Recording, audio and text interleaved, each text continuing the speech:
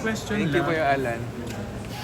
Ayun si Sir EA, di ba nga nag-work si David Licapo and Shaira ng 2 movies? Yes. Any reaction po or nagkaroon ba ng selos nung nag-work silang Nag-work dalawa? sila? Magpakilanman din sila before the 2 movies. Sa akin wala, walang selos kasi si David is a good friend of mine and kumbaga nagkakasama naman kami. So, nung time na nagkatrabaho sila, Lalo na ako yung pa nga- Without You.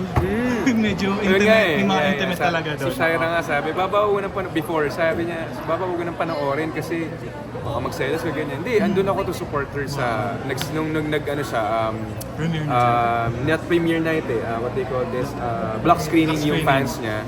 Andun ako to support her kasi gusto kong makita yung performance niya and at the same time yung pinaghirapan niya, di ba? Patutok to be proud of her.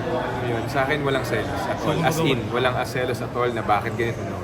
Kumbaga kasi yung foundation ng love nyo talaga is talagang napakatatag. Oo, solid talaga eh. At saka friend naman pala kayo. Yes, so tsaka bait yun, lagi ako kumakain sa restaurant. Yes. Yung sa ano niya. Oh. Tapos nabanggit nyo rin sa Fast Talk na talagang kapag may mga ano kayo, acting kayo, talagang nag-aano kayo, parang sinasabi nyo yung mga... Compliment, Yung compliment. Yes. So may dun sa negative. Without You din na ganun din pala yung... Yes, so especially ako pagka mga breakdowns or drama scenes ni Shaira, pinapanood ko talaga kasi ako alam ko sa sarili ko na in that way is makatutulungan ko siya, 'di ba, bilang partner, matatama ko yung mga mali or nuances na nagawa niya na pag-deliver niya ng line. So, kumbaga ako tinapanood ko talaga.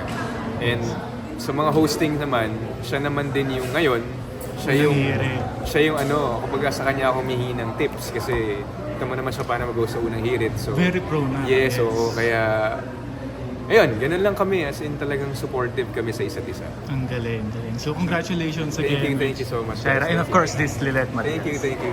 Dito sa Pilipinas. Manila lang po. Opo, Sa Manila. Manila. O ito yung sabi mo na-announce mo na may ano pa, 2026 pa pala. Ang tagal pa pala. Tapos, practice pa ninyo sa libas. Oo, So, ba yan? paano na yan, EA? Baka kailangan mo naman ng tulong? Saan mo kinukuha? Saan mo kinukuha? Paano mo siya nairaraos? Ilalagpasan? Nakaapaw na nga eh. Hindi, para sa akin naman kay Gorgie, 2026, kung nga yung 11 years nga na taste ko, diba? Bakit yung Ilang taon 2 years na lang? ilang taon na lang na talagang magiging asawa ko na siya and alam mo yun, magkakaroon ako din sa sariling pamilya namin. So, ako lang talaga yung love ko kay Shaira and respect. Yun lang talaga yung reason kung bakit talaga ako, bakit ko natiis, bakit ko nakayanan, yung love and respect ko siya. Pero hindi ba nagkaroon na minsan yun na halimbawa na medyo natukso ka or what? Or napag-awayan ninyo? Or paano na-handle yun ni Shaira? Kami naman kay Gorgie, sa amin naman ni Shaira, hindi kami agad yung break. Wala pong sa akin, for me, walang perfectong relasyon. May mga dumadaan sa ganyang pagkakataon. Pero ako po kasi, to be honest, hindi, alam naman ni Shaira yun. So, hindi talaga. At nagkakaintindihan. Opo. Bakit may ganung vow? EA? Saan galing yung ganung dapat Shaira. wala Kay mo? Shaira po talaga. Shaira. Gusto niya talaga after marriage and yun talaga yung gusto niya. And sa Perez na rin, kumbaga yun yung gusto niya, ipinangako niya sa Perez. Kumbaga magkakaasawa man siya, magkaka-boyfriend man siya, papayagan siya mag-boyfriend pero after marriage yun talaga yung gusto niya. Pero you travel together, di ba? Yes po. Na kayong dalawa lang. Yes po. Hanggang Kaya saan yan. lang? And yun nga, Hanggang marami. saan lang mo? But yes, talaga, totoo yun. Kasi Oo. marami rin, like for example, hindi lang naman kayo pati yung pamilya rin niya Siyempre, kailangan ko i-secure yun. Every time na magka-travel kami, kailangan i-secure ko yung parents niya na wala talaga mangyayari. Oo, magkatabi kami matulog, pero as in wala po. And kahit itanong mo kay Shaira, yun ang lagi ko sinasabi sa parents. Kahit itanong nyo po kay Shaira, wala po akong hindi po ako nag-attempt, hindi ko po siya pinipilit or something. Wala po talaga. As in, pure love talaga. Sobrang hanga ako kay Shaira kasi iilan na lang po yung ganun, di ba? So para sa akin, napakaswerte ko po. Doon pa lang, nasabi ko sa sarili ko na napakaswerte ko kay Shaira kasi ito yun, kahit iwanan ko siya, mag-bar siya, magkasama niya friends. May trust, Kampante ako. no?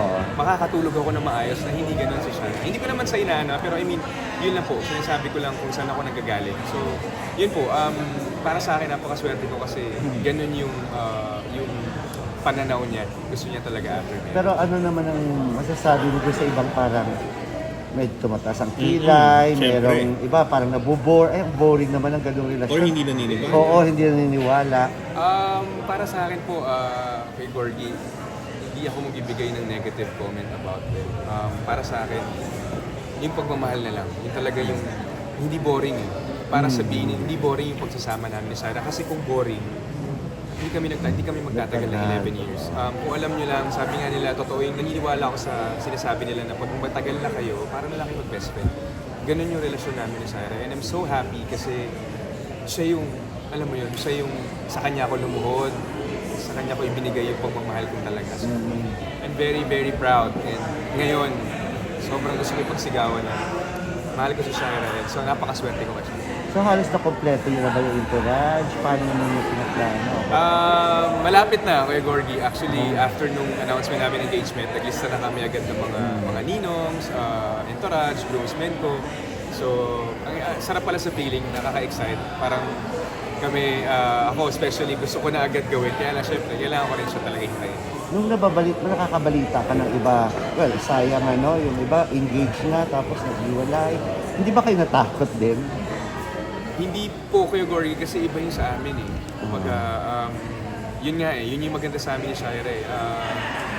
May tiwala kami sa isa't isa and at the same time, naniniwala kami sa pagmamahal namin. Ako, totoo po naniniwala ako sa pagmamahal, naniniwala sa pagmamahal ko. So, iba yung sa amin. Hindi namin in-announce to compare. Hindi namin in-announce para may pakita sa ibang tao na dapat ganito. No, in-announce lang po namin siya kasi we're ready. And it's about time na sabihin namin sa buong mundo na we're engaged. Ibalik ko doon sa tanong na realistically speaking, as a guy, you have your needs, di ba? So, Yes po, opo naman. paano yun pag ganon? Ako, Paano yun pag gano'n, no? gusto mo talaga malaman ko yan? Hindi. tao pa lang Pahawak naman. ng kamay, oh. Tao pa lang naman. Hindi naman naman, di ba? Walang ano yan. Walang tawag doon. Oo nga. Hindi, ako, kaya Alan, ang hirap. Sabi ko nga sa interview ko with Tito Boy, first 2 years namin umiyak ako kay Shira. But no, totoo po. Pag nararamdaman ko siya, iniisip ko yung sinasabi sa akin, sinabi sa akin ni Shira na, kung mahal mo talaga ako, hihintayin mo. Which is, doon ako tinamaan at yun yung pinangahawakan ko. And yun, talagang nasanay na po ako Kuya Alan eh. Kumbaga, pag magkasama kami, wala, nasanay na ako na ito lang, hanggang dito lang ako, ito lang kami. Pero ramdam ko yung love namin sa isa't isa. Kahit walang ganon, mararamdaman mo kung talagang mahal mo yung isang tao, mararamdaman mo yung love niya sa isa't isa. Laki achievement din sa'yo yan. Opo. And finally, Kuya Gorgie, alam mo yan, alam mo yung pinagdaanan ko, lahat tinatago ko, especially sa inyo. Pero ayun po, ito po yung totoo at sabi ko nga before, maalalaman nyo rin anytime soon kung engaged na kami, kung totoo ba yung balitang ganito. So ito po yun. Feeling ko pag nagkasal kayo, mag-baby agad kayo, no? Talagang Todo kayo. Babawi ka. Paano ba yan? Gusto ko na kinikinita na namin ang first night. pero lang, hindi, grabe ka naman. Marathon ito. Kinikinita na. Hindi, paplanuhin pa rin po namin talaga. If ever na ikasal kami, syempre naman talagang dapat hindi na pwedeng talagang... Hindi nasa edad na rin naman. Opo naman. Oo So siya naman. magte-29 na siya. So it's about time na bigyan na rin naman natin siya ng deserve niya. Paano yung pinagkahandaan ng first yung married life na mismo? May joint account na ba kayo? May mga kayo ba may kanya-kanya na rin ipon para sa inyong dalawa? As of now, Kuya Gorgie, personal pa rin kami. Pero we're planning na magkaroon ng sarili namin savings for our family. Para kahit nagtatrabaho kami, naipon namin for our wedding. And ako nga sabi ko nga simula nung na-announce ko yung engagement, parang nag-iba agad yung buhay ko. Alam mo yun, parang yung mga pansarili ko muna, hindi ko muna siya iniintindi. Parang sinisavor ko muna yung moment na engaged na ako. So, family talaga muna, sa amin muna ni Shai. And ayun, soon, anytime soon, baka planuhin din namin yung mga like yung wedding gowns na para at least maayos na pagka malapit yung kakasal. Ikaw pa ba naging boyfriend ni Shai? Pangalawa ako. Pero ako po yung una talagang seryoso na talagang matagal. Pero pangalawa, kumbaga, yung first na kasi parang puppy love lang naman yun. Sa school lang naman siya. So, pero ako yung pangalawa talaga na talagang mahaba. Pang ilang girlfriend mo naman siya? Si Shai, pang-5 ko. Ah, Ay, wala bang okay. prenup?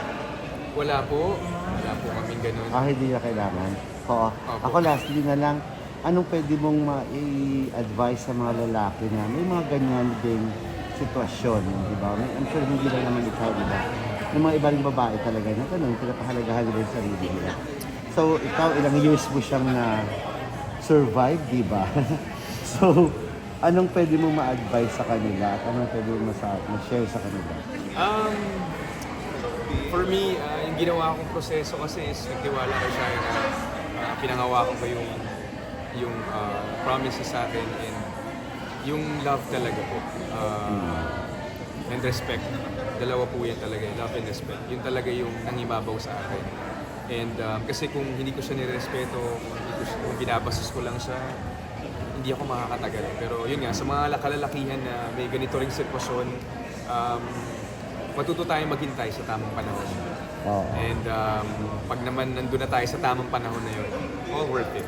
Kumbaga, ito yung hinintay natin. Yes, all worth it talaga. As in, para tayo nanalo sa loto. So, just be patient and mahalin mo yung partner mo kahit ganun man yung sitwasyon nyo. Just be honest, loyal, and kailangan ibigay mo sa kanya yung genuine love na kailangan niya. And babalik din naman sa iyo in time. First time mo ba mag-work kay Joe Berry? First Yes po, opo. ngayon First time pala. ko, first time. Pero nagkatrabaho na kami, sa guesting lang. Pero Guesting. sa teleserye, hindi po. May contract ka sa GMA? Ano po? May contract ka sa GMA? Sparkle, with Sparkle. Sa Pascal. Okay. Thank you, ha? Thank you so much po. Thank you po. Thank you po. Thank you po. Thank you. Sir,